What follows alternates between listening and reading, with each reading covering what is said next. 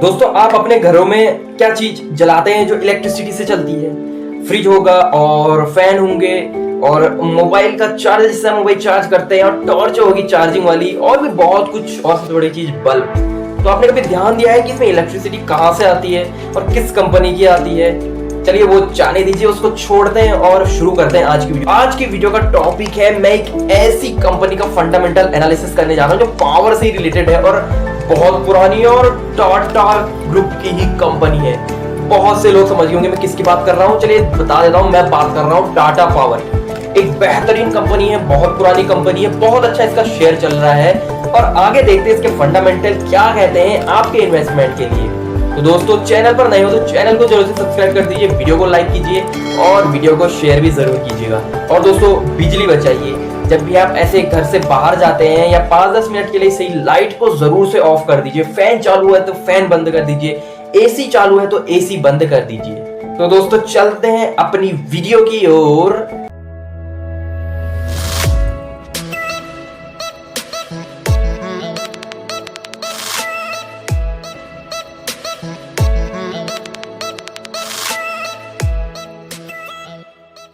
तो दोस्तों, हम आ गए हैं अब टाटा पावर कंपनी लिमिटेड के फंडामेंटल एनालिसिस में। 1915 में ये स्टैब्लिश्ड हुई थी। तो चलिए जल्दी से जानते हैं। दोस्तों, जब भी आप किसी भी ऐसे साइट में आए, जैसे टिकर है या फिर स्क्रीनर है, तो वहाँ ऊपर आप एक ध्यान रखिएगा, यहाँ पर एक चीज रहती है, कंसोलिडेटेड और स्टैंड लोन। तो आप हमेशा किसी का भी एनालिसिस करना चाहें तो कंसोलिडेटेड में ही करिएगा। कंसोलिडेटेड का मतलब होता है मिक्सचर, मतलब जो कंपनी का एक्सटर्नल एनवायरनमेंट है और इंटरनल एनवायरनमेंट है, उन दोनों को मिक्स करके कंपनी का क्या डाटा बनता है वो आता है कंसोलिडेटेड के अंदर। तो इसमें जो चीजें होती है नेट दिखाई जाती है। नेट मतलब मिक्स रूप में, एक एक करके नहीं। अगर आप ये देखते हैं, इसमें स्टैंड लोन करके देखते हैं, तो स्टैंड लोन का मतलब कुछ डिफरेंट नहीं होता कंसोलिडेटेड और स्टैंड लोन में। बट स्टैंड लोन में ये क्या होता है कि जो कंपनी है, केवल उसका जो मेन डाटा है बस उसी को यहाँ पर शो करता है। कौन? Stand loan. यानी कि जो नेट डाटा है पूरा उसको शो नहीं करता है, जो नेट से थोड़ा नीचे रहता है, यानी कि ये कहें कि केवल प्रॉफिट का डाटा केवल वो शो करता है, जबकि कंसोलिडेटेड ऑल डाटा शो करता है। तो चलिए देख लेते हैं। टुडेज हाई, यानी कि जो फ्राइडे को मार्केट ओपन हुई थी, आज तो संडे, आज ऑफ है, तो उस दिन हाई ये था और लो ये था। मार्केट कैप की बात करें तो 1,42,000 करोड़। तो एक लार्ज कैप कंपनी है। एंटरप्राइज वैल्यू भी इसी के आसपास है। नंबर ऑफ शेयर्स इतने हैं, 319 करोड़। और पी रेशियो की बात करें तो 38 का पी रेशियो है। तो ये अंडर वैल्यूड है। तो इसकी मार्केट कैप के हिसाब से आप कंपेयर करेंगे तो पी वैल्यू इसकी यहाँ पर अभी ठीक है, अच्छी है। यहाँ पर ना एकदम बहुत अच्छी भी नहीं कह सकते और नेगेटिव भी नहीं कह सकते, एवरेज है, अच्छी है। पीबी रेशियो ठीक है, फेस वैल्यू ठीक है। डिविडेंड यील्ड यहाँ पर 0.45% का देती है, जो कि ठीक है। बुक वैल्यू ठीक है। कैश कैश इसके पास 11,206 करोड़ का है, जो कि बहुत अच्छी बात है अगर इसकी मार्केट कैप के हिसाब से देखा जाए तो। अभी तक जितनी भी हमने टाटा ग्रुप की कंपनियों का एनालिसिस किया है, उसमें से एकमात्र ये कंपनी है जिसके पास इतना ज्यादा कैश है, बाकी और कंपनी के पास इतना कैश नहीं था। डेट, इस कंपनी के पास डेट भी ज्यादा ही है, 48,974 करोड़ का इसके पास डेट है। इसकी मार्केट कैप के हिसाब से तो बहुत ही ज्यादा तो नहीं है, लेकिन एवरेज से थोड़ा ऊपर इसके पास डेट है। प्रमोटर्स होल्डिंग, तो प्रमोटर्स होल्डिंग भी अच्छी है इसकी। ईपीएस की बात करें तो ईपीएस ठीक है। सेल्स ग्रोथ बहुत अच्छा है, सेल्स ग्रोथ 11% अच्छा है। आरओई और आरओसी परसेंटेज यहाँ पर थोड़ा कम है, हालांकि धीरे धीरे अपने जो हाईएस्ट पॉइंट है उस पर आने का प्रयास कर रहे हैं, बट आ जाएंगे। बाकी क्योंकि इसके ओवरऑल अच्छे हैं, और जैसे टाटा पावर कंपनी है तो जहाँ एनर्जी सेक्टर्स होता है वहाँ जो स्टॉक्स प्राइस है वो बहुत ज्यादा जाते हैं। क्यों? क्योंकि आपको पता ही होगा कि हमें एनर्जी हर दिन चाहिए होती है, हर पल चाहिए होती है। तो इसके प्राइस कभी कम नहीं होते, अगर होंगे भी तो कुछ पॉइंट में कम होते हैं, ज्यादा इनमें फर्क पड़ता नहीं है। तो आप इस हिसाब से भी आप ये भी कंपनियों का देखिएगा कि उसका बिजनेस क्या है। ठीक है, बिजनेस सीजनेबल बिजनेस है या फिर जो ये कहते हैं कि सदाबहार बिजनेस। सदाबहार मतलब हर एक टाइम पर हमें इसकी जरूरत होती है, तो एनर्जी की तो जरूरत होती है। प्रॉफिट ग्रोथ की बात करें तो वो भी अच्छी है। तो ओवरऑल यहाँ के फंडामेंटल अभी तक पॉजिटिव में है। और नीचे प्राइस चार्ट की बात करें तो आप देख लीजिए, 1 अगस्त 2023 को 244 का प्राइस था और 26 जुलाई 2024 को 444। तो एक बहुत अच्छी छलांग इसने लगाई हुई है पिछले एक साल में। 87% का CAGR यहाँ पर रिटर्न रहा है। तो मैंने आपको बताया था ना कि एनर्जी सेक्टर है तो हर पल इसकी जरूरत होती है, तो ऊपर प्राइस के बढ़ते रहते हैं, कम होंगे बट बहुत कम नहीं होते कुछ पॉइंट में। जैसे आप मान लीजिए, जैसे मैं दिखाऊं आपको, यहाँ पर 7 मार्च 2024 को 425 और मार्च 14 2024 को 384, तो बहुत ज्यादा कम नहीं हुए, कुछ पॉइंट में कम हो, तो ऐसे ही कम होगा बस। और पी की बात करें तो वो भी प्राइस के हिसाब से बढ़ता ही रहता है, तो प्राइस और पी इसका बहुत अच्छा है। पी कंपैरिजन की बात करें तो फिफ्थ नंबर की टाटा पावर आती है, सबसे फर्स्ट पर एनटीपीसी, फिर पावर ग्रिड कॉर्पोरेशन, फिर Adani green energy, Adani power, then Tata power. तो कहीं ना कहीं पी कंपैरिजन देख के जो कुछ लोग हैं उन्हें लगता होगा कि ये इन्वेस्टमेंट करने के लिए बढ़िया नहीं है, बट ऐसा नहीं है। हम केवल पीर कंपैरिजन को देख के हम ये अंदाजा नहीं लगा सकते कि ये कंपनी आपके इन्वेस्टमेंट के लिए बेटर रहने वाली है या नहीं। हमें और भी बहुत सारे फंडामेंटल देखने होते हैं, तो चलिए देख लेते हैं। टाटा ग्रुप की अदर्स कंपनीज है TCS, Tata Motors, Titan company, इनके बारे में मैं डिटेल्ड फंडामेंटल वीडियो बना चुका हूं। आप प्लीज वीडियो वाले सेक्शन में जाएंगे तो आपको वहां पर मिल जाएगी, आप जान पाएंगे कि आपके इन्वेस्टमेंट पर कैसी रहने वाली है। और आप खुद का अपना फंडामेंटल एनालिसिस जरूर कीजिएगा अगर इसी के अकॉर्डिंग आप करना चाहते हैं। ग्रोथ चार्ट की बात करें, मैंने आपको बताया था जो मेन होता है, इंपोर्टेंट होता है, तो सेल्स ग्रोथ यहाँ पर काफी अच्छी इंक्रीज हुई है इसकी। और प्रॉफिट ग्रोथ की बात करें तो प्रॉफिट ग्रोथ भी काफी अच्छी इंक्रीज हुई है। आरओई भी इंक्रीज हुई है, बट आरओई को हम ये नहीं कह सकते कि बहुत अच्छी, लेकिन अच्छी इंक्रीज हुई है। और आरओसी भी एक अच्छी इंक्रीज में हुई है। यानी कि ओवरऑल अगर ग्रोथ चार्ट की बात करें तो यहाँ पर पॉजिटिव सिग्नल अभी तक है, और फंडामेंटल को भी मिला के डेट टू इक्विटी 1.53, जो कि ऊपर हमने देख लिया था डेट है। प्राइस टू कैश फ्लो इसका बहुत अच्छा है, इंटरेस्ट कवरेज रेशियो भी ठीक है। सीएफओ पैट यहाँ पर एवरेज है, इसको भी छोड़ दीजिए।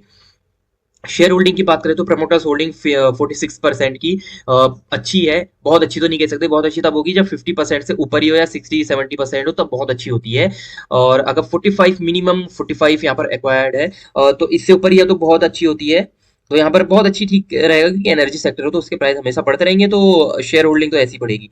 पब्लिक की बात करें तो 27%, यहाँ पर पब्लिक ने बहुत ज्यादा इसमें इंटरेस्ट दिखाया है। डीआईआई 15% और एफआईआई 9.5%। एफआईआई का यहाँ पर कंट्रीब्यूशन कम रहा है, बट पब्लिक और प्रमोटर्स ने इसको बनाए रखा है, तो ठीक है। स्ट्रेंथ की बात करें, यहाँ पर स्ट्रेंथ बहुत सारी है और लिमिटेशन एक भी नहीं है। स्ट्रेंथ द कंपनी है shown a good profit growth of 30 for the past 3 years, यानी कि 3 साल में 30% की इसने प्रॉफिट ग्रोथ दिखाई है। Company shown a good revenue growth भी बहुत अच्छी 23% की।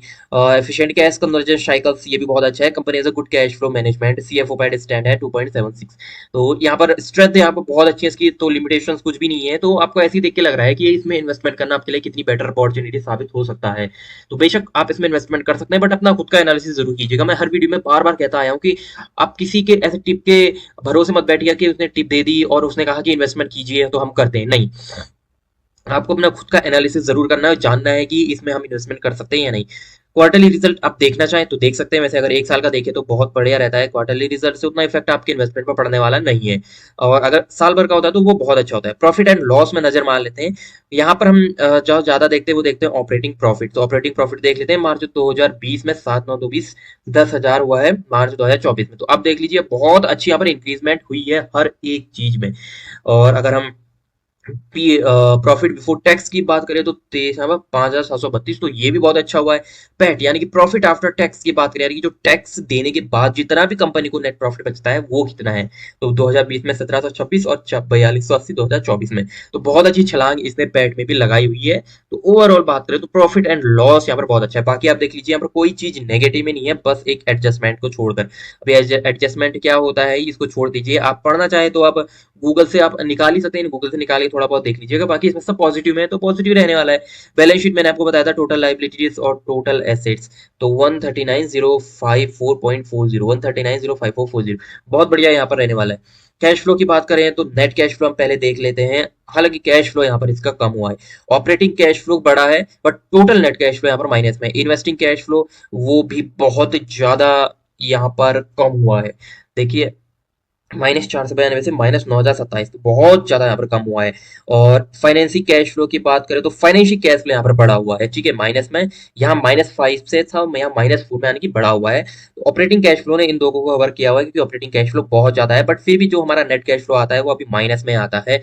लेकिन आप इसको देखकर ये अंदाजा मत लगाइएगा कि आपके इन्वेस्टमेंट पर ये अच्छी साबित नहीं हो सकती है, क्योंकि इसके अनुसार जो इसके अगर हम तुलना करें, इसके कंपैरिजन में जो ऊपर सारे फंडामेंटल्स हैं वो अभी तक पॉजिटिव है, बस एक ये ही नेगेटिव है। तो इतना ज्यादा इसमें फर्क नहीं पड़ता है। कॉर्पोरेट एक्शंस इसको छोड़ दीजिए। जो इन्वेस्टर्स हैं इसके, इतने सारे इन्वेस्टर्स हैं। एनुअल रिपोर्ट 2023 की, इसमें कंपनी का विजन और मिशन आप जरूर से चेक कीजिएगा, मैंने हर वीडियो में बताया हुआ है।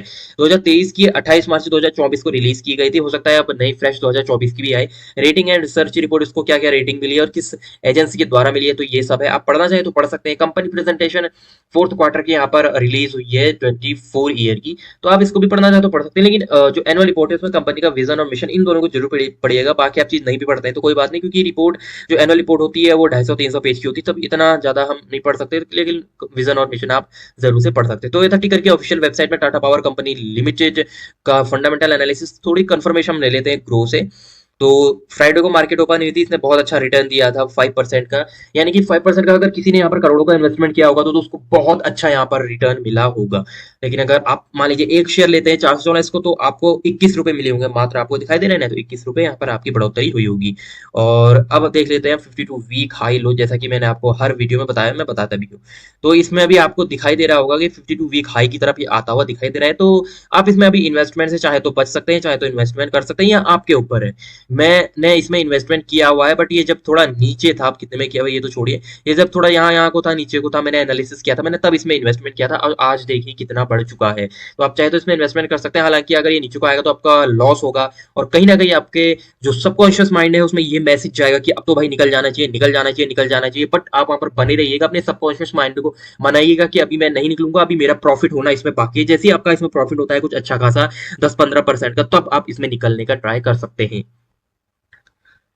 फंडामेंटल्स अदर्स यहाँ पर भी आप देख सकते हैं थोड़ा बहुत, जैसे नॉर्मल पी है, पी रेशियो है 35 और इंडस्ट्री पी है 24। मैंने आपको बताया था कि अगर किसी कंपनी का जो पी रेशियो है वो इंडस्ट्री पी से कम हो या फिर उसके आसपास हो, कम हो, तो बहुत ही बढ़िया है, आप बेशक आंख बंद करके उसमें इन्वेस्टमेंट कर सकते हैं। बट अगर आसपास है तो थोड़ा फंडामेंटल एनालिसिस करने की भी आपको जरूरत है। तो इसके आसपास है, देख लीजिए आप, कुछ 10-11 पॉइंट का ही अंतर है, बस हो गया। तो इसमें कहीं ना कहीं आपके लिए इन्वेस्टमेंट अपॉर्चुनिटी बन सकती है।